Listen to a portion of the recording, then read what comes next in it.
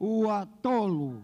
Whaweta i ke he eiki, hallelujah, amen. Ka tuki ai ke lele yangi he pia o ai ke whaongo maho o ongo sia, o lele ma upero torotonga o tua. Whaweta i ke he eiki, taha, ua tolu.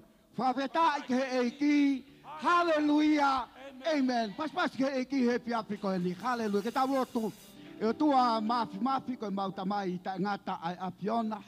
O tau pia mo koe ai whaweta i he pia piko ni. Ko tua koe ki kai ha o tua ia i ta tau pe moe apiona. O tolonga o ta ngata ho alo o wha pe me he tau tangata ki he tau tangata. Mau hau fia i he piap koe ni koe mau ilo koe mau hau ki he o tua koe o tua ku mo ui. Pea ku ke i heni mo ki mau tolu i he piap koe ni. Mau lotu mo whatapu i ato e prokalama o e ako te tapu e piap koe ni. I hear, I praise, pe me worship. Ka umaha o wholopola, lau maria ma on. Tuange toi rea mai ho wholopola i he piap koe ni. Hoko koe tāpuaki mo e whakakoloa ki he mo uia e tō taha kotoa pe i he piapi koe ni. Mau whiawhia koe ngeia ma me langi hono kotoa pe. E whapoke whateunga ke apiona e sisu kalais ko alo ka ko mau whamu ui. Amen. Tia ke tau hiwa mai i he piapi koe ni. Lululot ka tō taha toko ua toko tolu i he piapi koe ni. Na ka hiri ia, ke tuanga whainga maare ke he worship team ke na o mai hatau proisi i he piap ko ni pa tau toki hoko atu. Hallelujah.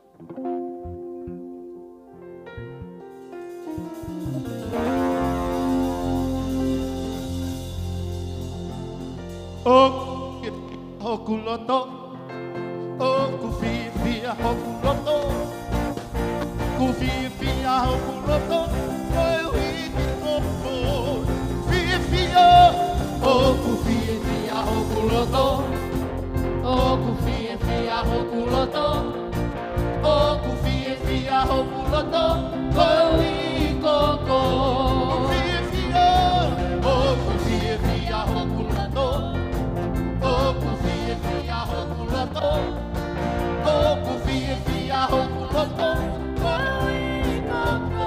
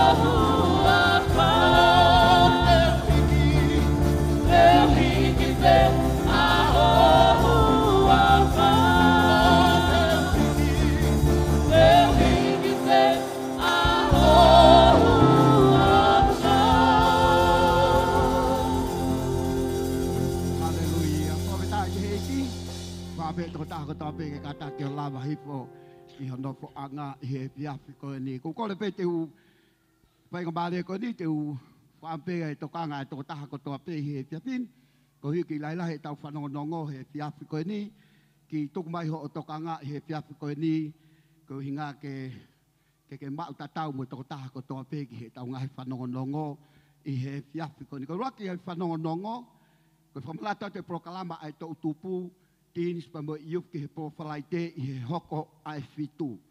Hoko ai fitu, proklama ia tau tupu, lalahi pia mo iki i apsia sini. Koe whanonga no hoko koe pia ki liliu si i heni i he tau lot seini koe ne amanak te whakahoko i he pōwhalai te.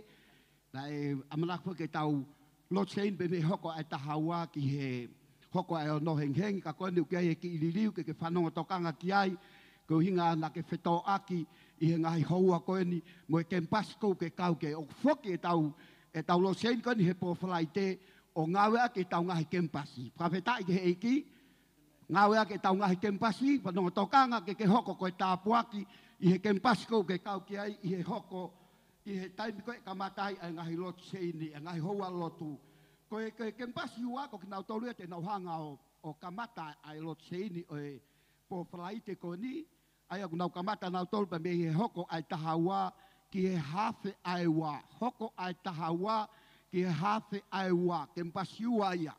Ka pau ko koe kempasi ua, whanongo ke mau e houa koe te ke hau ai, te ria na ke hau koe ko mātuku atu ho mou kempasia ki mou tolu. Hokot kei e kempasi koe hono tolu, te nau kamata ki nau tolu pe mei he hawhe ai wā ki he hoko to tonu ai tolu. Ki mou tolu koe kempasi tolu, whanongo mai ko ho mou taimi ia, hawhe ai ua ki he hoko ai tolu. E aulewa kempasi uloaki o kamata ia pe mei he hoko ai tolu ki he hawhe ai nima. Ki mou tolu kempasi uloaki, Whatonga i tokanga ho mou ngahi ai houa lotu koe ni, te mou whoki motolo kamata pa mei he hoko ai tolu ki he hawhe ai nima, pe ai whakaosa ki lewa ai tau kempasi pālangi, mei he hawhe ia ai nima ki he hoko ai ono.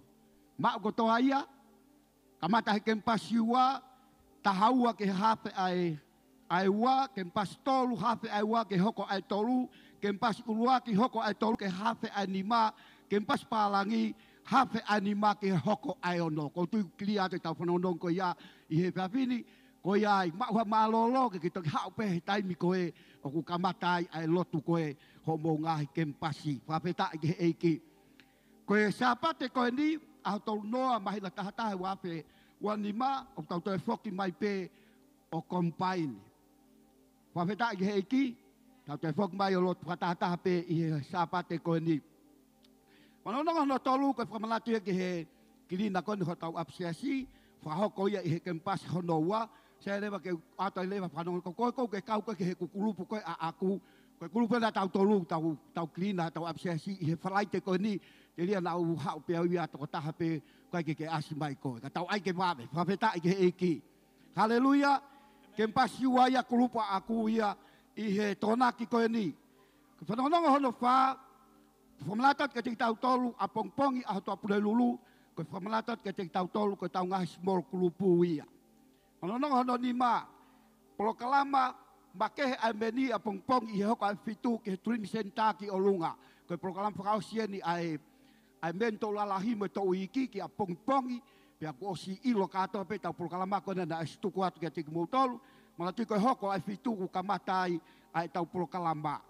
Manonong hono no, koe whanonga ia ke te motolu e kakai whiwhine, i he hoko ai fitu, i he pō a pongpongi, koe polokalama makehe ia maak motmaku mo os ilo kotoa pe, ai polokalama koe ia a pongpongi.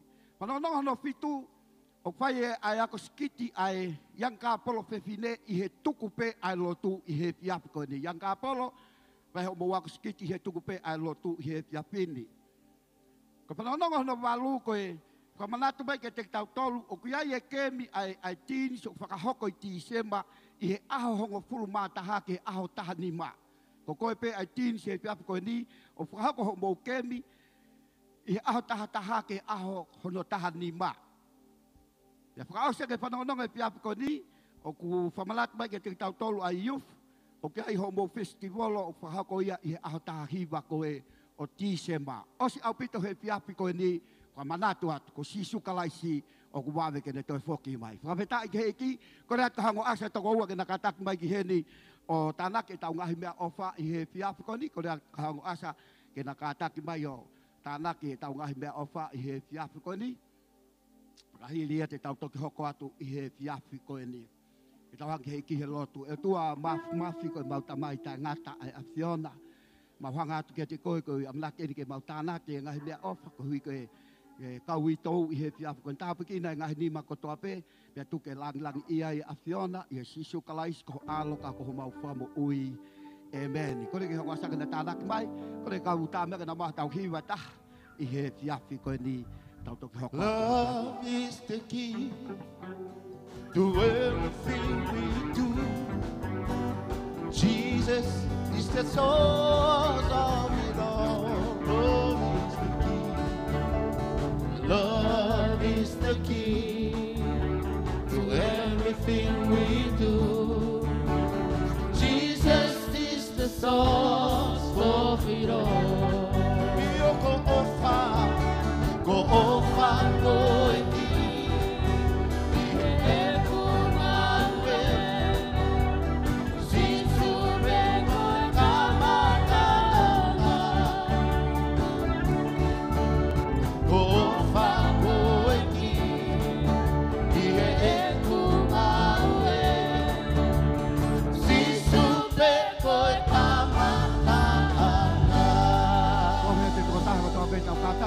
ke o lunga I he piafi koe ni.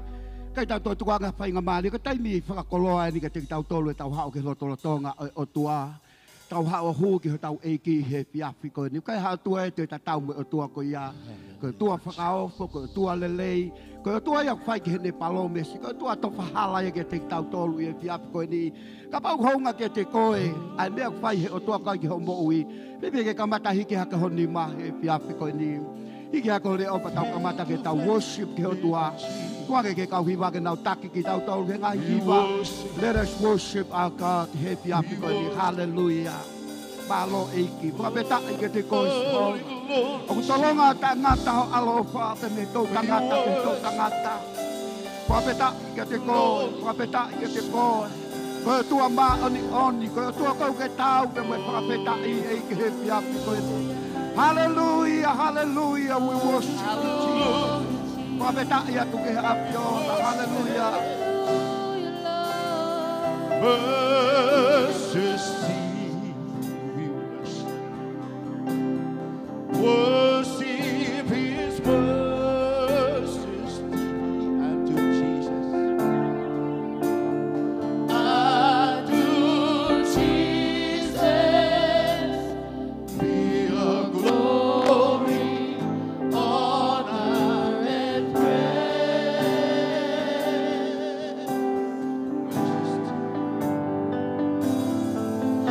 Oh, majesty, kingdom of glory, flow from His throne out to His own kingdom and praise. Oh, majesty, majesty, we worship His majesty. Unto Jesus, be a glory, the honor, and praise.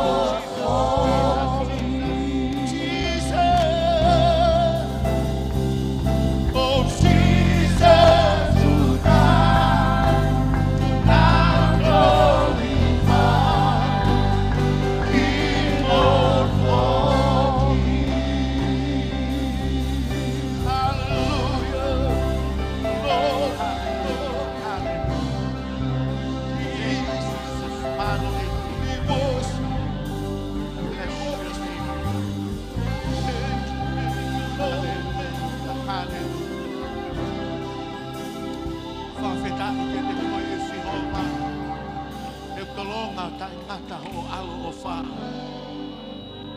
Kai hao tua ke toi hiki he ngai a koe.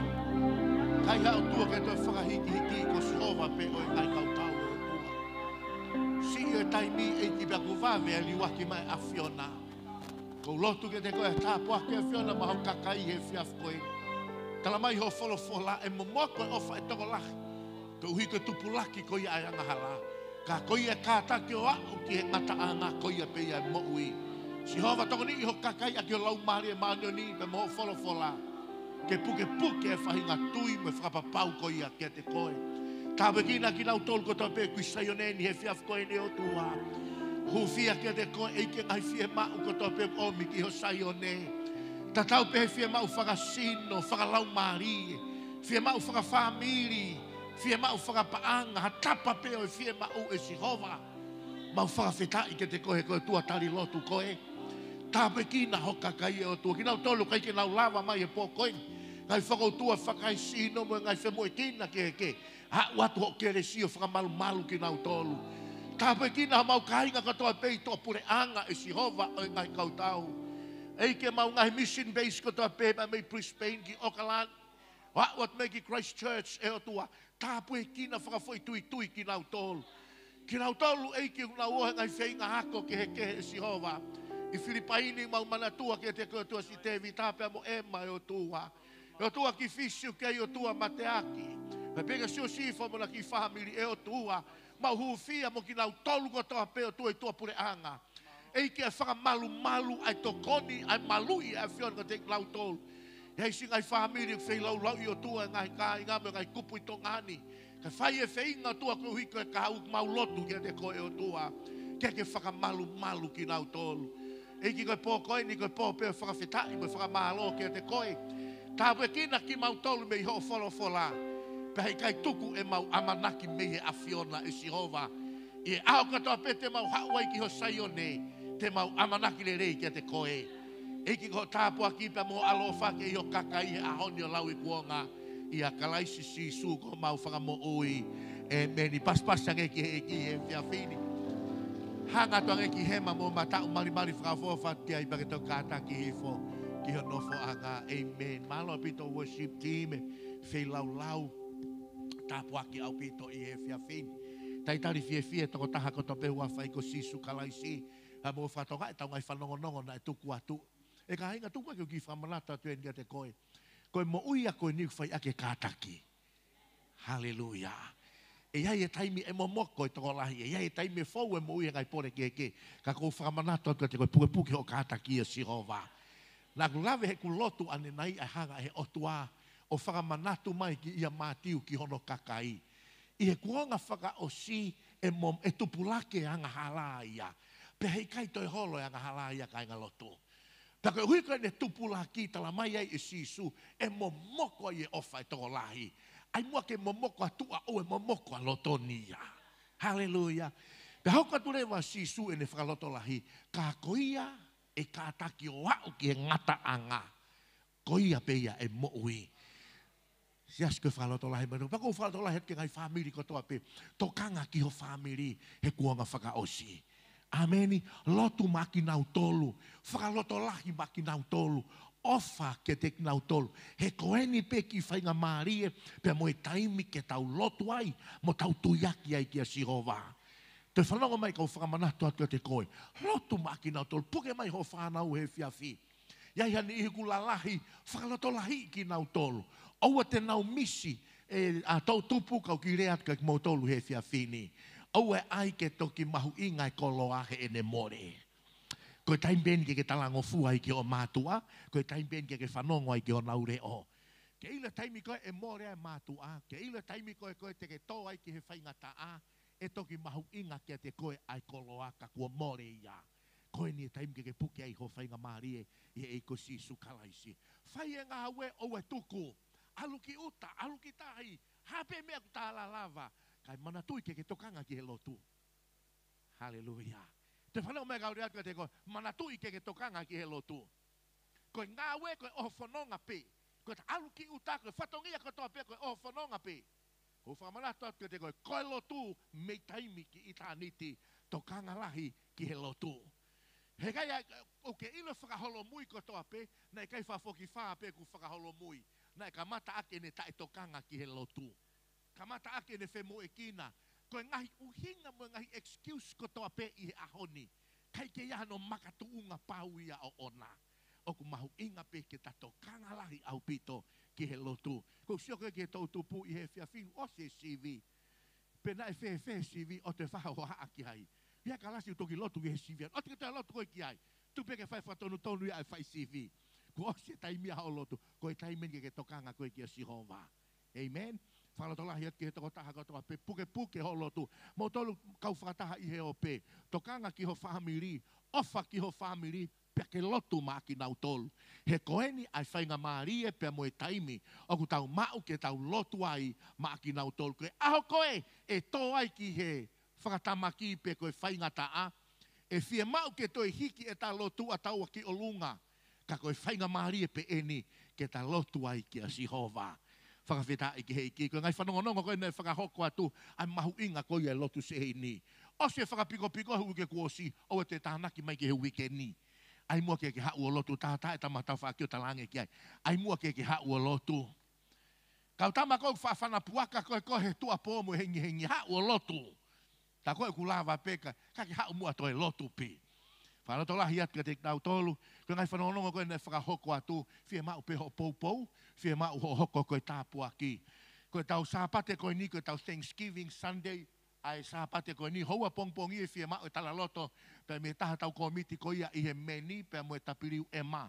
He houa pongpongi, whakamatala lelei ai o tua, kia te koe pea mo ki i whahamiri, pea mo amanaki rei ki he o tua. E ta tau pea mo i young adult, fe fine pea mo i tangata, he tau service pongpongi. Service e whia whirewa, koe komiti ko ia e tau youth, pea mo i teens, ko whakaamu ke tau hoko koe taim, ke tau hao talangi, ai le rei ai o tuana ne whai mā ki tau tolu.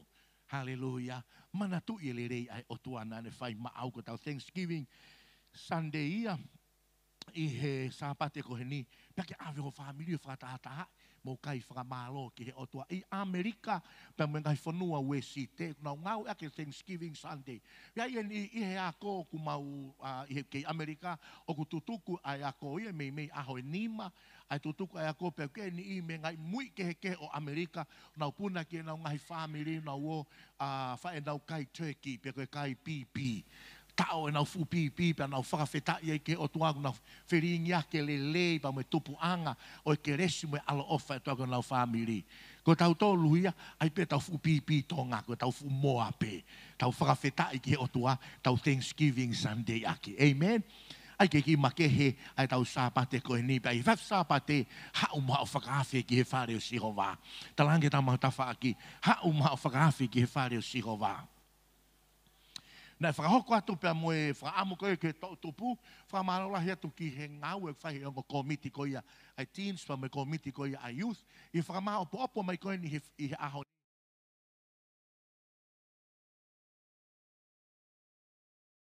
Ai lahi ka tamai whewhine, tamai tangata. Ai au kamata ke e whia mau ke kumi mai e tau whanau tangata, sepe o kamata mai e mete i muani he ne. Ke whakamaha opo mai ki nau tolu. Koe uhi koe ne, koe taim kou whaafaya e tau polo kalama, pia ku nau kau nau tolu he ngahi a event. E ka aku mahu inga ngahi event i pehe, ke toko ni whakalau mahari e ki nau tolu, ke nau hoko koe kau taki le rei. Au e piki pe, he koe piki pe e vave ho a tawhia au mo au hia. Ka aku mahu inga ke komiti pia ke hoko koe tāpua ke. Ameni. Whakawheta i ke iki, au le rei a Sihova, mauai pe. Amen. Lahi e whanau e tau kainga lotu, kou kore atu ngahi mātua. Whakawhalala pe taimi lahi e ngahi mātua ke whai pe ia he komite tau tupu, kou kore atu, tau tau ngā ue. Mātua kotoa pe kre, ka pau e saieva inga te ki i whanau te au ke spotio, ave nau tolu ki ai, ki e whakamaloi sino, koe ako, ave mau pe he ako, whewhe ke ki o mai ki he lotu. Ki o mai ki nau tolu ki he lotu, pou i ki nau tolu i whare lotu, pea mei ai e lavarewa ai komiti koia ai tau tupu ke ngau te te nau tolu. I he whainga maria koe ni o kui he niai o ngō whakamisnari, pea me El Salvador. O ngō whakamisnari koe ni o ngā tāpua ki lahi au pito i he eria koia o e teens, pea mo e youth, pea mo e tau tupu. e lere whainga maari e ke na whakahoko i ngahi ako makehe.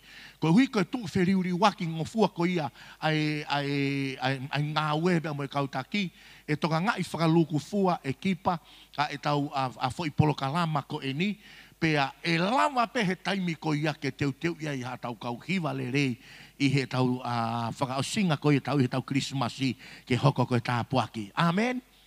Amen? Amen.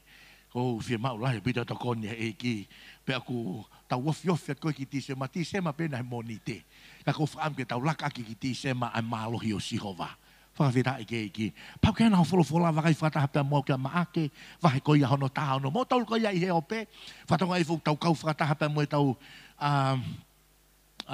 reo ko ia pa me tau ngā ue me o kalani. Ka ta ko ia komiti e tau whakaiwangeri o, pe pehe kia ti pia mo pesu kau whataha mai mo vita pe pehe kia ema pe mei a Filipaini. Ei, kau ki whamanato atua i rewa ko sefu ke unouti o manatui. E tau heart for the house he sapate koe ni. Hangi mui mai ka tau heart for the house he sapate koe ni.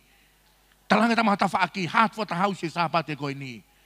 Amen. O ko whakaamu ki he whamiri ko toa pe, toko taha ko toa pe ke whai tāpua ki makehe. Ko tau heart for the house i sāpate koe ni. Ko whaamu ke tāpua ki a ki a tau whanau ako koe au ki tua pure anga. Ke hoko koe tāpua ke te kinau tolo. Ko whau teu wau. Pea kou kore ke teu pia mo koe. Ta teu hataki mea ke hoko koe tāpua. Koe tai mua te tau whailoa ke he nau whoki mai. Ifo whailoa ki. Na iai e poupona ke whai. Whakawheta i ke ki. Kau hange koe kau whiri wharea rea. E kai ke kau hono matu waki mai ko ia o pure anga ke au mai ke tunga ko ni patoki oho mai ia ke kau he kau pue he ahoni. Ko whaam ke ta kau mua he ta puaki ko ni pe ko sapate ia ko ni. Taimi ta tau whakai ke tohi ko ia maa ke wa he taha ono ves hono taha wha ke ves ko ia hono wanoa. Maa ke wa he taha ono ves taha wha ke ves wanoa. Teu ki tala noa whaka ti sai pare atu e kuako me folofola ai otua. Tō hake ho peni mo pemba. Whaofa mo ni ko ana whano hema. Os mau ene peni ana mo ne pepa. Sio mau pia mo pou, whaofa o pito. Ka take kaure, ka wha ko peni saimone, wheta peni mo ta pepa. Wha ko peni pia mo. Mātuka he posa pateta mai saimone. Te, os mau ho malanga au. Tui hake ko he ta wha ki si. Pau e pau ho haoko. Ka pau ku pehea saimone ka uhongo fulu. Ko whakaam ke ka saimone koe no kulalalahi hake. Ki hiki ha mea ka tuke sio pehe mai. He koe mea koe umea wawe tisi koe kai ke iaha mea ke hiki ke whoki o lau i api. Ko whoki koe he pouri pa ko loto siu ke huke ke he ngahi malanga ke tokoni atia te koe. Ma ake baka wahe ko ia hono taha ono, ves ko ia hono taha whāteu kamata atu au, taha nima mai ki mou tolu pe hono lau. Pea hiri ia, na ane hā ki he toko hongo fulu mā toko taha, i he enau nofo o kai, one valo ki i enau tae tui mo e loto whewheka. Wow. Whatonga enu hanga si sua valo ki i ki nau tolu, ko enau loto tae tui mo e loto whewheka. Ko e mea i he enau tae tui ke te nau tolu, na nau mamata ki a te ia i he hiri ene toi tuu.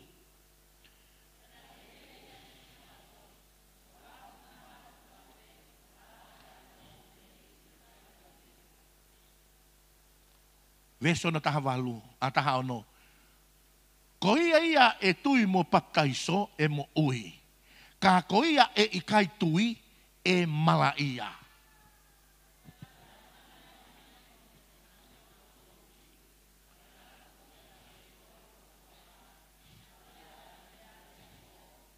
Hangi mui mega tau, ngai whakailonga. Hangi mui mega tau, ngai whakailonga. Amen. Tenau to hake ai ngahi ngata. Pea ka pau tenau inu ha mea whakamate e ikai kovia ke te nau tolu. Tenau hiri whakinima ki he maha ki, pea tenau mo ui. Tokanga na u koe hakuri ha wheituu. Koe ngai whakailonga. Hokat ke vesko na tahi wā ua tolu.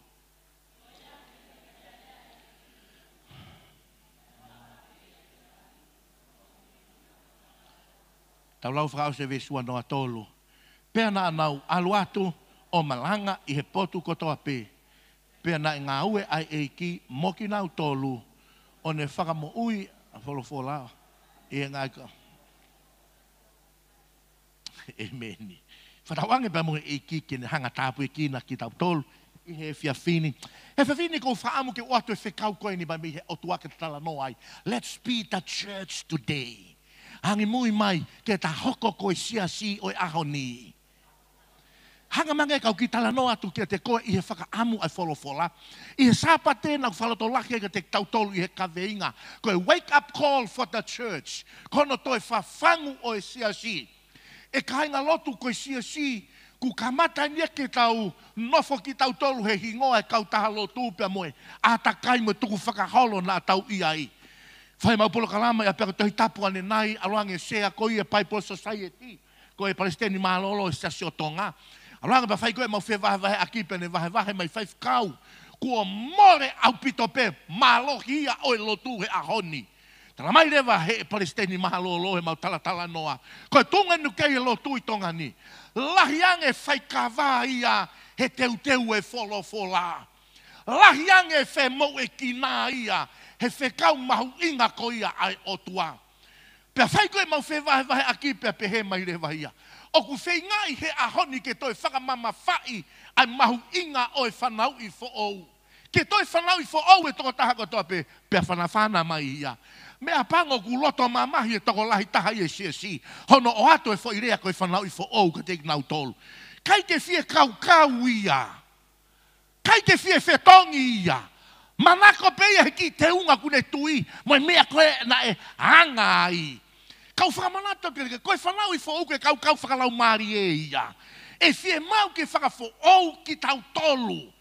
Hallelujah! Hangi mui mai ka tau, whakawhoou ki tau tolu. I he tohi koe a Matiu vahe tahao no vesi hono taha valu. Matiu tahao no vesi hono taha valu koe ne wholofola a sisu. Pea o kuou tala atu foki kia te koe, ko pita koe, pea te ulanga hoku sia si ki he makani, pea hei kai lava ia e he ngahi matapa o he te si. Whato ngai kupuirea ne ngau eke sisu. Ko pita koe, sione koe, paula koe, antelu koe, ka te ulanga hoku sia si ki he makani. Pea hei kai lava ia he ngahi matapao he te si. Whehu I he aho ni. O ku whe hake ai sia si I he ngahi matapao he te si he aho ni. Koe hana e uhinga a si suo whela vei mo whoirea koe sia si. Koe hui kono whakamatala he kauako koe sia si koe hauia pia me he. Nea whakarisi koe ekelesia. Kono toi whakarea e taha. Koe kakai o ku whakamava hei. Pea koe whakatapui ki nau tolu ma ai eiki pea koha tau mua. Pea kui ki nau tolu koe siasi. Pea koe whakaamweni a sisu I he ene whakotu koe ia siasi. Ia Matiu taha ono taha walu. Talange sisu. Koe siasi. He kai langa he konistu tone. He kai langa ia he ngahi te fitoi tui. E langa e siasi ia te au. Moe ku wholofola. Konistu tone kotoa pe. Te fitoi tui kotoa pe. Kuo pau. Ke tafe whakataha, mai wholofola ai otua. Koe konistu tone maolunga taha I mamani he ahoni, koe konistu tone oi wholofola. He koe wholofola pe o kumo ui o kei te lava o ririu. Hangarewa I si sua o mai e whekau ka te tau tolu, ai mahu inga ko ia o I sia si. Sai, ho mai rewa ai maake vahe taha noai. O se talange si su te ulanga o sia si fotu. Make wahe taha no ka mata ia taha wha. Valoki e si sue ka wakonga. Fulahi ho mou tae tui, mo mou loto whewheka. Lahi e tae tui mo loto whewheka. Toi hoko atu pea si sue ne talanga ina to. Mou alu ki mamani o malangai e ku wongo lerei. Hallelujah. O mai lewa e si suka te tautol. Koe ha ai whahinga siasi ko ia na elanga e sisu. Hangi mui mai ka te au. Koe hae whahinga siasi ko ia na elanga e sisu. Ka hanai ho tariki ai. E ka tonge ke tamaho ta whaaki. Koe hae o mahino ke whahinga siasi ko ia na elanga e sisu. Hanga mai ka watu e tari me wholofola e o tua. Koe siasi ko ia na elanga e sisu. Koe siasi na e makehe e naurea. Siasi na iai e malohi e te nau tolu. Siasi ukai hono whakailonga. Hangi mui mai ka teo, ngahi whakailonga. Ka paurewa o kui kai toe hoko hono ngahi whakailonga he ahoni. Whanau ka wata au e hako naki mo whakatokanga a Paula ka Timote. Ua e ne ipiseri pa ka wahe ko ia hono tolu, versi hono nima. Oku nau si aki e malohi, ka nau pipiki he nge e si. Ma wahe me he siasi ko ia. Kau te aiat ka te koe. Ka bau fuoloa hoolo tu, oku ikai ke toe asi ngahi whakailonga o e siasi iai. Oku iai e mea ia, oku whihalaki i loto. Oku iai e mea ia oku whihalaki i loto. Tala mai rewa e sisu, hai he lawe ko ia a Paula ka Timote. Ua Timote vahe tolu vesono ni ma. Oku nau mau hono nge esi o e lotu, ka oku nau ri aki hono malohi, keke afe, mehe siasi ko ia. Hau hinga ai ke tau afe mehe siasi ko ia. He e whanu e vewe ke he kehe ia te koe ai. E whanu e ngahi mea ke he kehe ia te koe ai. Koe rea mahino kune o mai. Pea o mai rewa he vesi hono ua ke he vesi hono wha. O ua Timote vahe tolu. A ngahi whaka ilonga ko ia. Kua more mahalohi me siasi. Nuka lofa church family. Koe ku rea he pōni koe ku kore ia ki he otua. Whaka whoki ki tau tolu. Ki he intention ai otua ki hono siasi. Hallelujah! Ko ifo te alu ki he lotu, ke iai hata puaki. Ko ifo te alu ki he lotu, ke iai hame ngau e hoto loto. Ko ifo te alu ki he lotu, ke iai amanaki le rei ai. Peka pauku more ia, talamai sisu, ma vahe me siasi ko ia. Talange tama hota whaki, ma vahe me siasi ko ia. Tō make ure atka te nau tolu he Facebook ka he ahoni. Ko e siasi kia no ngahi whakailonga ona meia sisu he ne wholofola. O kai koe whakailonga nia ai Assemblies of God. O kai koe whakailonga nia ai tangata. Whakailonga nia sisu. Ko e tau ki lui atu pe he wholofola. Tau lui atu pe mo he wholofola. Talanga e sisu koe kaki nau tolu. Ke nau alu. I he vesko ia hono tahanima ma ake taha ono. Veso hono tahanima o ma ake taha ono. Whekau koe sisu ke nau alu. He vesko ia hono tahanima pe peno wharea. Pe pei ka teki nau tolu. Mou alu ki mahamani kotoa pe. O malanga aki ai o ngongo lere i ki he kakai furi pe. Kia kalasi ni fi alu ki mahamani. Ua ki huko tua whare pa moho community ka teki aia mahamani. Iai taimi leo tau fi alu tolu ki mahamani. Hange koe ku ngangau hoto vae ke te alu ki mahamani. Kamatai mai community ke ilo i kuke lawa alu. Na hange pe ko hataha si. Ko au mo whaiwa ko makehekehe, na foweti e whaiwa kau tautua au. Peko loki mi sini ia ku kei ke whaiha, palafu i ai. He kai te ke kolose poi loki mi sini o palafu ai. Kua pau ke whai hono whakamalo i sino i kita. He kai te ke hopot peko i ki mamani lahi, o ke ahi kai tuku, ai wheitu ho Jerusalema, na e whakamo ui koe ki ai e otua. Hangarewa i sisu o mai e whekau ai, whatoka e whekau ko ia. Vesko ia hono taha ono, pia hoko ato sisu, tau ki lau mai mua taha ono, whamure more. Ua tolu, ko ia e tui mo baptaiso e mo ui. Ka ko ia e ikai tui e mara ia. O kui kai ko e kulau e ni ako, kui kai ko lau e tangata. Whanau, tuke ki rea ka mo tolu, ko rea na sisu.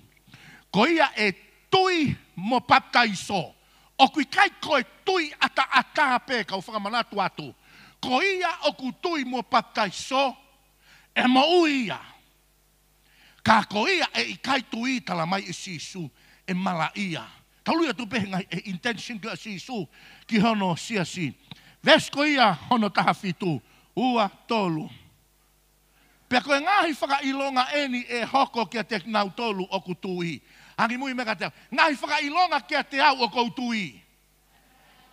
Koe ngahi whakailonga eni kia te nau tolu ko ia o ku tui. Ai o ku nau tui mo baptaiso. Men, tāpua ki mua. Hariwa ke vesko ia hono taha fitu hoko atu ua tolu. Te nau kapusi ai kau te volo i hoku hua wha. Te nau rea aki ai ngahi rea fo'ou. Hanga mai. Whakailonga ulua ki tala mai sisu te nau kapusi e te volo. Ki tokanga hau kapusi na mau ko he te volo. Ulua ai angai ke kapusi e te volo ko whaingo fua. Ka ke toku wakai e te volo whainga taa. Ko e te volo whainga taa tala mai sisu hia. Pau ke lotu koe mo au kai eiki. Na ke tu watu ko palafu. Pea mausu atu ko mo tu tau wheturi mai he hala. talamai e sisu ia. Koe whakailonga e ni kia te ki nau tolu o kutui. Mana tau ki alu e ngota mako to hitapu e ua. Kei ta latu e kolo. Koe na alu whae na ahi. Whanonga peka kei ngota mako. Momai. Koe mea no ku hoko. Ki tau wheteke e ngota make alu. He kuna osi ilo e na waia. O ku re volo kehe. Ai lau mahari e whakapo uri ia. Peatu e tamako. Alu koe ku ke tau fulahi he ako. Peatu e tamako. Alu koe ku kei whaau ho mo ui. Tange he ngota maha. Tau lo ua peki tau waia. Soka watu e whakailonga o talamai si suka te tau tolu. Ko hoku sia si. Te nau ka pusi. Angahi lau mahari e uri toke kau te volo. I hoku huafa. Haleluya. Ange mui mai ka teo. Ka pusi i he huafa o si su. Ia pe talamai rewa he te volo. Ia kou ilo e aua paula. O kou ilo aua si su kau kai te ilo e au koe. Tokanga nake palafu. Toi hoko atua si su. Kai ke ngata ai koe rea kufo o vesta havalu. Ua tolu. Te nau tō hake ai ngahi ngata. Pea ka pau te nau inu ha mea whakamate. E i kai kovi ia kia te nau tolu. Te nau hiri whaki nima ki he maha ki. Pea te nau mo ui. Hangi mui meka te au. Koe whakailonga ia. One peu pehe mai koa ni nai a sis moni. Si toa na ke inu ha vai pa ke mate. Hana ke inu pa ke mate kou talange ki ai. Pea na mui ngata ko nahi kai lava iau. Haleluya. O kai teu talano au ko hui ko tunga whaife kau. O ko talano tau ko hoku tunga tui. Ki hei ko sisu kalaisi. Te ai mei hanga me kau rea te koe motoru wakai mehe o pe. O kui kai teu talano tau tunga malanga pe ko tunga whaife kau. O ko talano tau te koe hoku tunga tui ki hei ki. He koe tau kaweina koe ki he tau fōu. He pelu taha o no. I kai mau e tui kai te tau whakawhia maari e o tua. He koe e kuhau ke o tua te tau ke tui o kai e o tua. Pea ku tō tongi e o tua ka te nau tōro ku kumilahi ka te ia. Ku tau ka veinga ia ki e tau fōhu. Hanga he o tua pori te tau lave lahi he mea koe tui. Te tau haka pe tui ke au ki he moho have he tau fōhu. Koe ne moho have ku hau e tui e ia te koe. Ku e amai nau o sihova ia te koe. Ku e amai monui e o tua te koe. O ku ia koe moho have ai mea koe tui.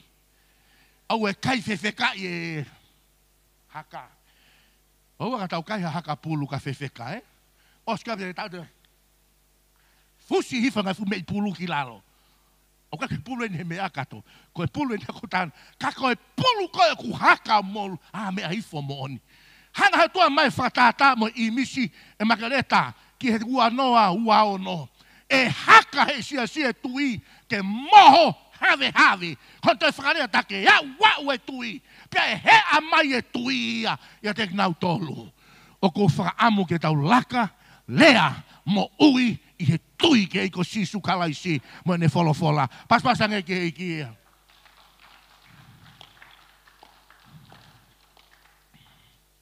Ki e kautama whanawao, talamai e sisu ia, kanau ka inu ha whanawao, hei kai te nau mate nau tolu. Na ke laka to ai hao palafu, pea te mau kai tō pai i koe. I kai talamai si suhia, e iai e ni ihi e kākā i ki nau tolu. E iai e ni ihi e whakatauere i ki nau tolu. E iai e ni ihi e ngai mea hoko ka te ki nau tolu. Aua te mau mana wahe ki mau tolu. Hei kai hoko hako via ki ai. Whakawheta i ke heiki. Whakawheta i ke heiki. E iai e ngai laka ia te whai e kita. Pau te whakaukau e mate whamiri. E more ai mea kotope. Hanga mai. O kai te ulaka i hoku tuunga. O kai te ulaka he ku ilo. O kai te ulaka he mea ko wausia. O ko ulaka he ku tui ke hei ko sisu kalaisi. Peka pau iaha mea te umate ai. Te umate pe e ku tui ke hei ko sisu kalaisi. Ia e toko lahi koe mate he ha. Mate suka. Mate ha. Mate toto maulunga. He mate mau moni. Koe eke atupe na e mate he ha. He pelu taha. Na nau mate kotoa. He nau tui ke eko sisu kalaisi. O ku ui ia. Koe whei lau namu kakala. I he ao e otua. Whakawheta i ke heiki. Na e mate he ha. Mate koe whakaholo mui. Na e mate he ha. Mate koe vai ene lotu. Mate koe tau holo mui. Na mate whaka ofa mooni. Siasi, o eiki kau rea tua te koe. Kau whaholo mui te ke mate pe. Kau vai te ke mate pe. Ai a mua o mate ke aonga. Kita mate ei ko sisu kalaisi. Ameni. Kau hoko atu pa moe wholofola ke rau ki lue atu pe I he whiawhin. Hanga I sisu o mai. Oku tau una tau tau ke he kuonga e lahi e maha ki ia. Angi mui mai ka te au e lahi e maha ki. Ei, kau rea te koe tukuai ai pe mea molere ke toke tā. Tukuai ai pe mea molere ki he toke tā. Whatu alu o sivi ke whapapai tunga ke iai ke ai ho tui ke mālohi. Alu ko sivi, kau keka se ni. Awe ki he langa te ringa maha ke tuanga haulere ke toke tā. Kai toi hame, fe ke exercise ai ka mua siaso eiki. Heri whaki nema ki ai, pe whakamoui. O kui whē mālohi e siasi he ahone. I kai o ilo he siasi, o ku ki mamao e siasi, me hono eiki nane hanga whau mo whakatupu e siasi. I kai o ku ki mamao e siasi, o ko ui ke siasi e ki unma ke ofi. Hallelujah. Ko ui ke siasi. Hanga he o tua e si sua whakamanatra te nau tolu. Tau heke mai rewa, I he versi ko ia. Koe ku lawe koe ki he wholofola, hawange ki he versi kia mukia ngā ue pakawahe ko hono uluaki. Koe ngā ue mahu inga taha ki he siasio eiki. Hangi mui mai ka te au ngā ue mahu inga taha ki he siasio eiki. Iyo, ngā ue mahu inga taha. Puke mo ui, hiki hifu ki lalo. Ngā ue mahu inga taha ki he siasio eiki. Uluaki. Ngā ue vahe uluaki. Na anau tatari I he lotu moe aukai. Hangi mui mai ka te au na anau tatari I he lotu moe aukai. Taimi wena kei whakamalo sino ai samu. O kei whainga konga e whakamalo sino pa koe te taieti kita. He hanga he taietia o mai hoto fotunga to tonu ki tua. Kou wahwahanga mai ofisi ane nai o whelawei ko ia, pia moe tuaki ko ia he ahoni whaiwa. Koe ne tuake kau toke tā. Koe kehe o e sia moe Pasifiki moe Wesite. O si ilo e sia ia honau taimi aukai. Pea ku peheni rewa. O ke ni ihi koe nau aukai u hou e tahaua he aho kotoa pe. Kono uhinga ia o kusino whakaofa e kalasi ko ia. Iai rewa ni ihia ku nau aukai nau tolu houa e tahaono. Koe kalasi koe o au mo ri pulu mo kipa mo e otu, fie mau ia ke tahavalu he aho kotoa pe. Ke mau, he peheni rewa whakamatala koe noa a kau senisi. Taimi kotoa pe ke au kai ai, o ku hanga rewa e ho tau sino, o rebuild a broken cells in our body. O ke ngahi, nai te sepe ko sta ofi o se inu kouki a pulu he kai peto inu kouki.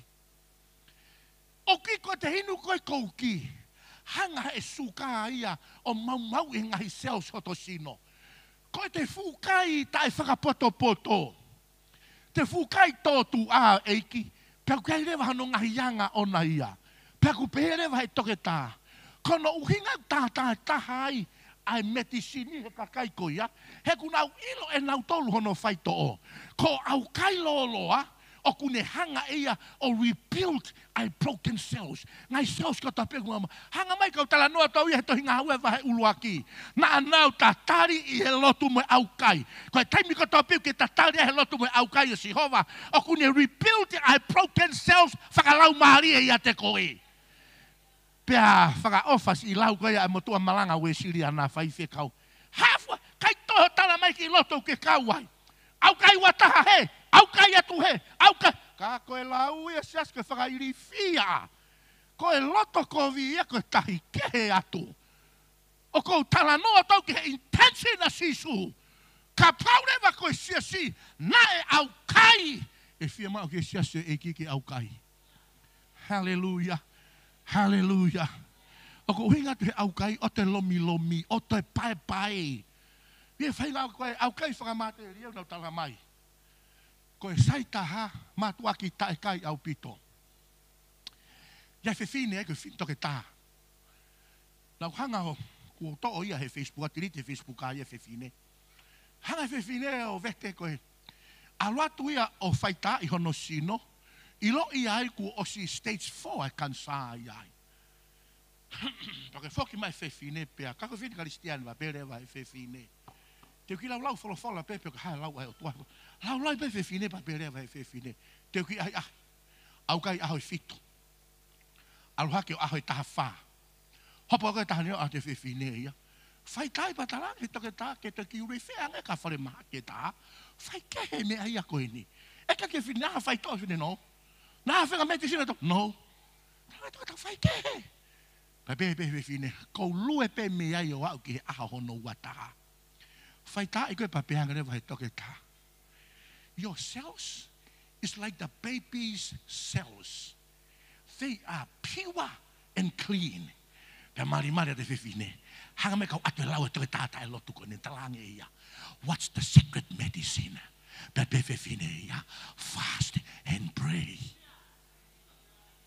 To si post e fefine ni. Kanane pehe.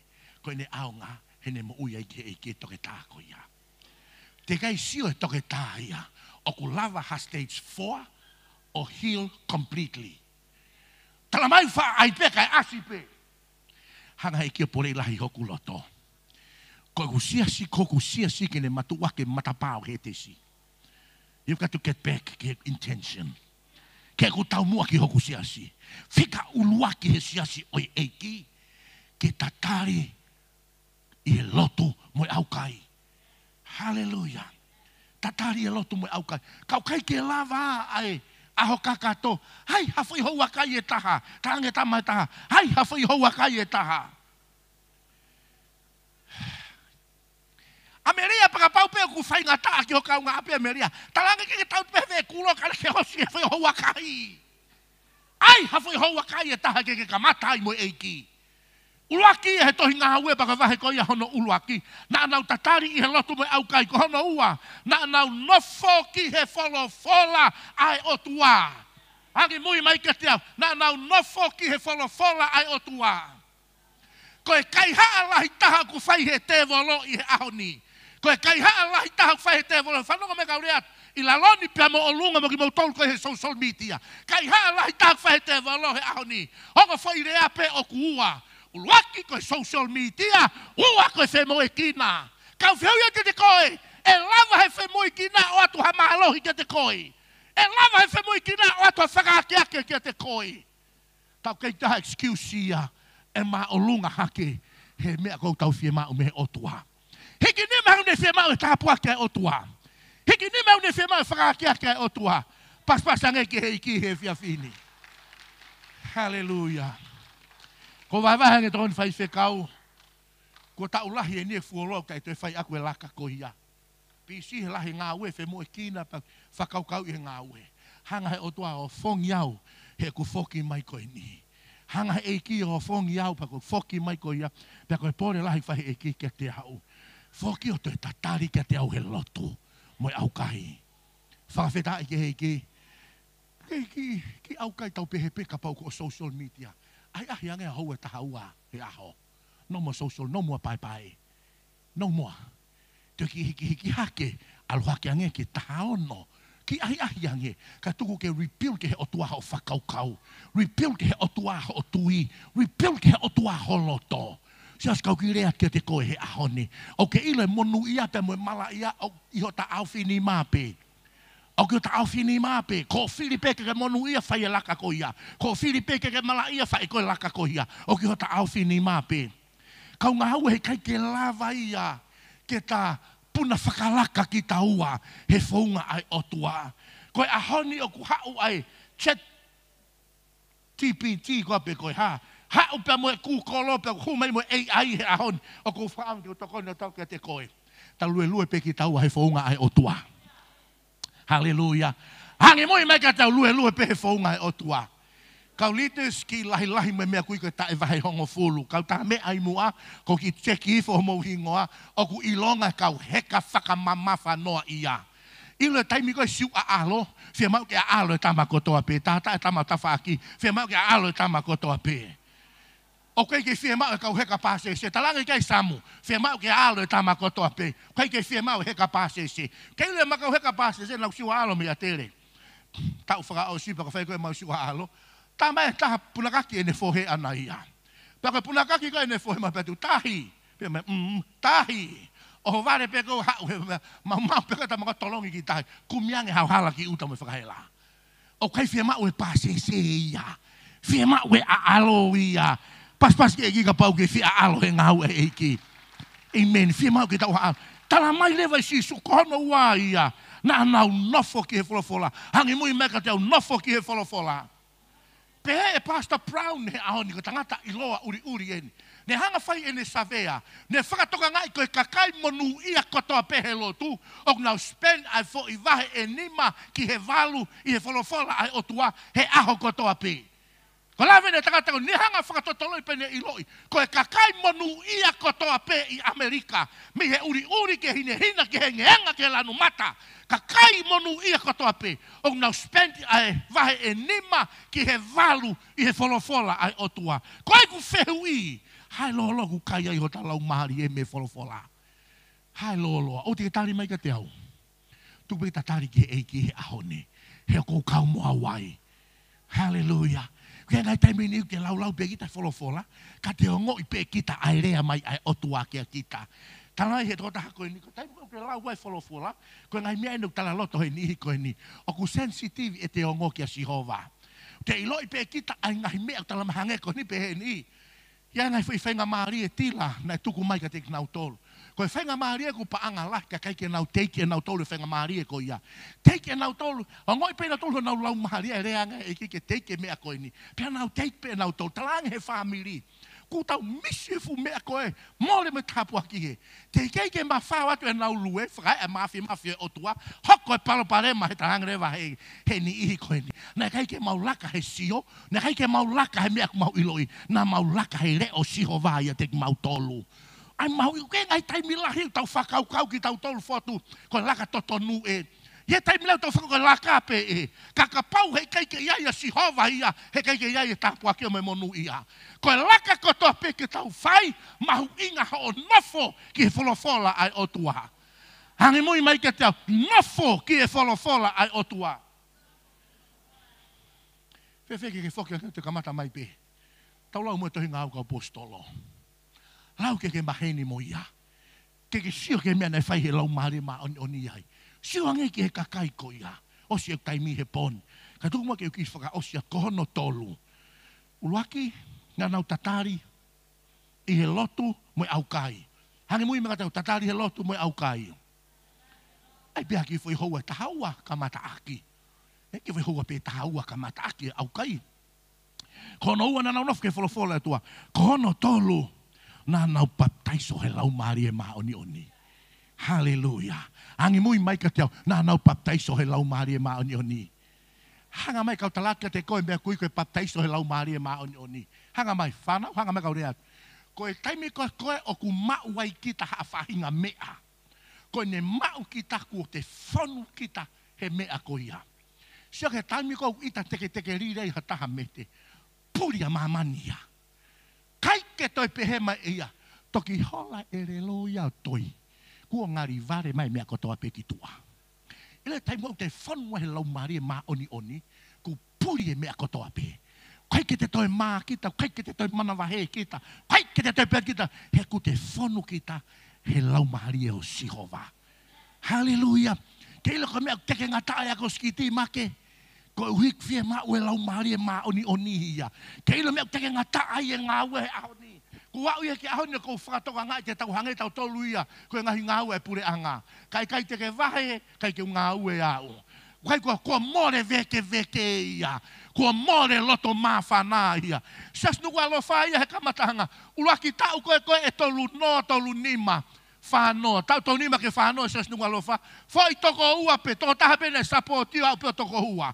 Koe ahoni ku au ke toko hongo fulu mawalu sapoti ia. Oku kei toi teke ngatahange sia sihe ahoni ia.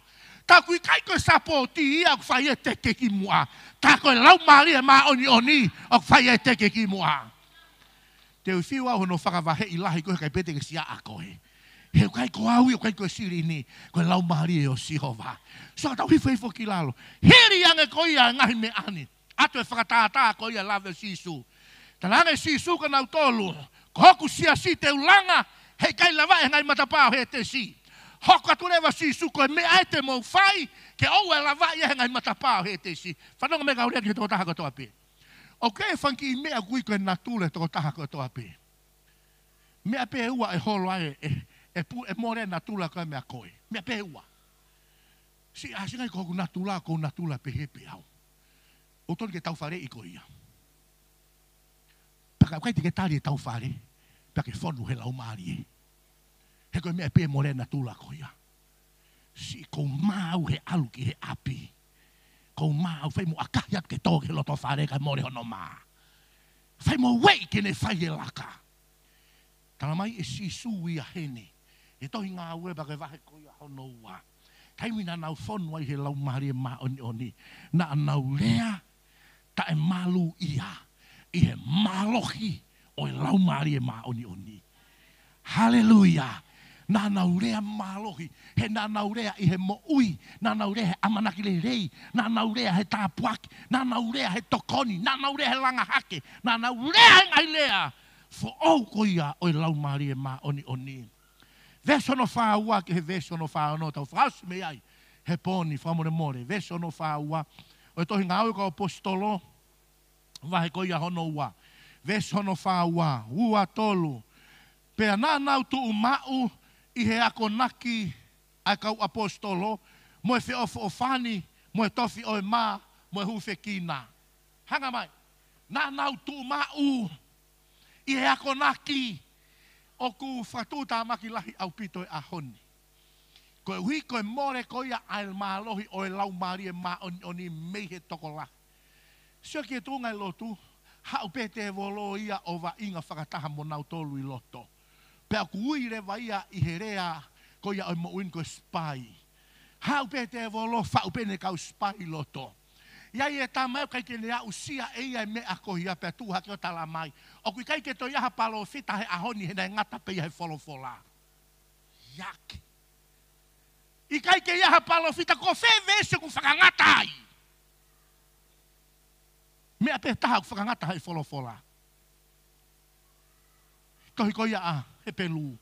Valu hau ke vahe hono hiva. Ko e whei lau e whakava motua, kai toi aonga ia. Ko more atu ia. Ko e toenga ko toa kei apalai pe ahoni. I kai ko e whekau e hongo fulu ia ko au e whakapō. Mea nina tala mai ke whakaata e whakapō he ahoni. Saka tai loloto ang e whakapō ia e ahoni. Ko e whakapō he wholofola whekau e hongo fulu, ko tāmate I hataha. Whakapo ia sisu ka pau te ke loto ita ki ataha ku ke osta mate pe koe. Toi whakalirifu anga sisu ia mo loto ange. Kau ke sio ke tau ataina me whahe lau maari e mahani o nia ki tau tolu. Tungma ke ukiria ke kau malangahe ahoni. Kau kai te ke au sia me a koe ia shut up. Tuange ngau e lau maari e ke tawhe ia. Ia kau malangahe ahoni au tau. Oh, koe uhi koe wheto aki ko ia. O kou tui au ia ki he toki mau hake ai si. He osi ko ia ai whakamamahi. Hala ta mai a koe. O kou tui au ke pia nau toki wheta aki more ho nau taimi. Ha ua malanga I whai whakamo oi ai o tua. Koe mea iau whia mau he ahoni. Pia ka paupia ku iai ha mea. O ke tō ke mo toka. Shut up! Tuange wholofola ke rea pe ia. He kei ni ihi kuna uhanga whakalau mahari e wholofola. O kai koe lau ia e wholofola. Koe hanga pe nau whakauhinga. O kou whaamu ke tō mai pe ke tau lue pe wholofola ai otua. He ahoni o kurea mai e wholofola ka te tau tōl. Ka inga lotu. Let's be the church. Kou whama opo ia. Let's be the church.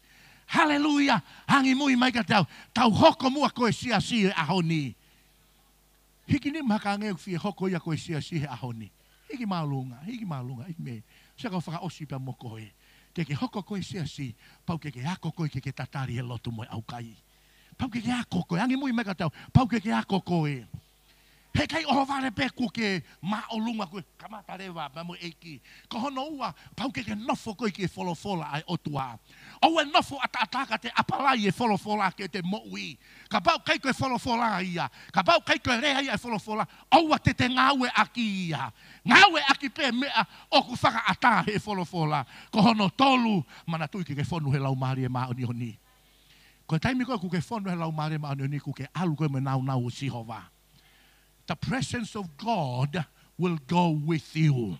Fei tū katoa pena nau alu e tohi ngāwe vahe ua, vahe tolu, vai wha, vai nima, o au ke vai ono. Feitu ka topena nau alu ai, na nau alu me nau nau e otua. O kai ke ufie alu me nau nau e whai whekau, o kai ke ufie alu me nau nau e tamamalanga, fie alu pia me nau nau o Sihova. Talange e Mosese, e o he otua Mosese, koe uhiko e kia ke kewa ai kakaipe ko sia si ke te au. Te whekau e kua angelo ke mohu alu talange e Mosese e Sihova, ka paupe hei kai haue a Fiona, hei kai ngau e hoka kai ke alu, he koe mea pe ku mau make he ai, koe taime ku ke hoko mai ai ka te ku mau tolu. Nunga Lofa Church, tau te whakafoki mele tolo tonga e otua. Amen. Tau te whakafoki mele tolo tonga e otua. Po whalai te koe ni tau hao mua tangi ke Sihova. I he lotu. Iai hau whainga maari au kai ke Sihova. Ke toko ni mei ki ka tau tolo. Ke taimi ko tuku pā i ki he otua eiki. Koe kamatai ne tatau manga tu e otua. I he laka koe ni eiki. Ko whaamu tua ke iau ki ai. Ko whai mea whakaofo. Ko whamao popo whakaosi e taimi ko ia nai tō ai. Ai whakaake a ke. I nuku alofan. Ta hiva nima whakaosinga hiva nima. Ki hiva ono. Koe taimi e nau whoki mai. Tala loto pe. Whoki mai koe me Amerika pia kai ke sai ia kai ngā lotu me poate ia te au. Pia koe poate koe ia ta hiva nima me ta hiva ono. Na nau ta utu nau tolu he lotu. Koe whisi pe nai tuu whataha moau he aho ko ia. Wholau e whai whekau e tala mai ke utonganga e si. Ulak sa pate pe koe wholau e whai whekau. Mahana mau toko fitu pe i whare lotuni. I he lotu. O ho vare lahi mo ni ako i wasia ke whai lotu. He na u eke ki he whai whekau. Whewhea tunga kia i e siasi, tu whekau toto atu. Whewhea tunga kia kakai, toto atu. Iaha mea ke utokanga ki ai, toto atu. But okay. Hau au he uluaki sāpate, toko fitu pene hau. Maului atu pēo ki fuafualoa. Holo hifo e siasi o toko nima. Ko sea koe nai whai lotu ni ngai sea loa nai sea tolu fitu sea whakakatoa. E whakauria ngai mahanga tane tonu ke umalanga sea au. He ku sea ka toko nima pe kai ngā lotu. Peo tau ta utu o si lere hake ai whakawhisi i a te au. I he ngā ue ki he eiki. Ko hiko tunga koe kia i e siasi. Ko eke atu, whekai ngā lotu. Hau na tala no whamahe holo whamanatu kun sā lote. Te kei ke langa he ako ia. Ka utu me pēnā tauria me iai. Ka mau lotu at mau tolu hei. Peko hau ko ia he pōsā pate ulua ki tau talangi. Eiki, te utangi tau kume kia te koe. Sas mana tui kou hau ko kei fo. Oh wow. Te kei ke wau sia ha mea whakaofu. Nā ku lotu me he taha watu apo. Koe ku ki tuku pā whakai au pē mete. Te ulotu me he taha watu apo ke hopo e la apompong. Taha watu apo a hoko toa pē. Ka reke whoki mai whai whekau. Pone whoki mai pē whai whekau rose. Koe ku mahalolo ia he ngāwe. O se wike uluaki. O se wike ua. O se wike hono nima. Me he taha ua. Whokako mapi mo he ata pe ko he la iau he lotu. Koe ku a pe kai. He reki uta hiki whangapulu whoki mai pē kuia. Turi i me ki wha lotu.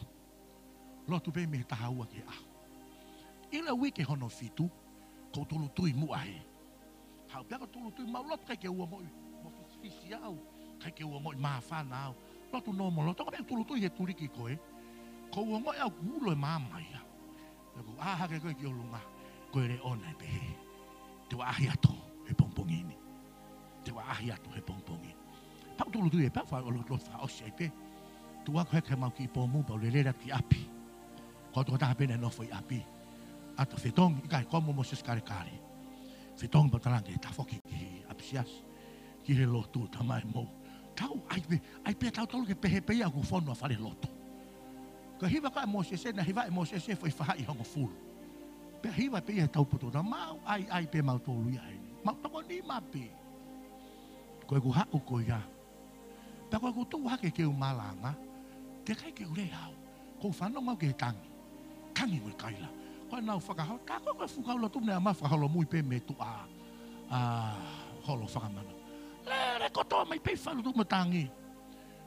Ko pe hatu mo ki asa mai mo whakakau tau mea ke mare kato ki lalo tau tu, kore vai tangi.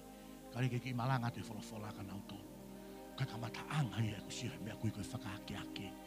Kana e kamata ia me he tui na peluki he turi ki ko e. Me he taha watu apo ki he aho. Hau e kei ngongo ia mea kumawhana. Koe ku toki sio mata koe mafi. Sias. Hau e reti o tonga eke pe koe haa koe mea oku hoko. Hau e kakai koe na uope kai turi me peke absesin. E ta ofi ai whakawheta i pia mo hiva ka uruak malang. Koe mau huma i pia kamata e lotu o malanga. He koe ne awa pe kakai ke whakawheta i koe na tataha pe me pongi ki he lotu e fiafi. Kai te motu ia. Ia kou talangi eiki. Hanga he o tua whakaari me koe taimi koe oku tatari au se siga te au. Koe e wangeri ona kai ke te lava ia mapure i kai te lava ta ofi. Ho patu pe hongo tama ua tu i loto kolo. Alu he malangai. Pe atu pe ki mui sopu tu hakakai. Alu he malangai. He na erea malohi e kakai. He mea ufo. O kai ue i whakakano e nia. O kai ke ue i whaka atama. O ku ue i whakalau maari e konga koe ni. Ka koe ni tau kamata mua mo Sihova. Tau lotu pe tuangi pe ki he o tuamo e ne taimi. Hangi mui mai ka te au tuangi he o tuamo e taimi. Ko ta whatongia koe kumi pe mo e lotu ki a Sihova. Kata ka ke tō taha ko tō peki o lunga. Hallelujah. Hallelujah. Ngai mea ne wa usia mia. A ngai mana, ngai lea o ke o tua. Peau pe he, e Sihova ka pau pe he whau o whakaofo. Taku ke make. Ai angeho ni mati o loto e houani. E tua mafi. Koe mau tamai whakahevane a whiona. Help us to be the church. Ke mau hoko koe siasi o e ahoni. Koe kakai, lotu mo tatari he au kai ke te koe. Te mau alu pe ki uta o ngā ue. Te mau alu ki tahi. Te mau alu ki he ngā ue a ngā. Lere mo e pisi ni si e o tua. Ka hei kai tuku ai taimi te mau lotu ai mo tatari ke te koe. Te mau nofo ki ho wholofola e Sihova. Pia ke toi baptaiso pe mua ki mautolu aki ho lau mari e ma oni. Tāpua ki mo ke whakafo ou ho kakai he houani. Pe tu ke langi ia pe ho huafa. Ia kalai si su ko mau whakamo ui. Amen. Ta whakaswa whai tuitu pe o whātu. God bless. Peace.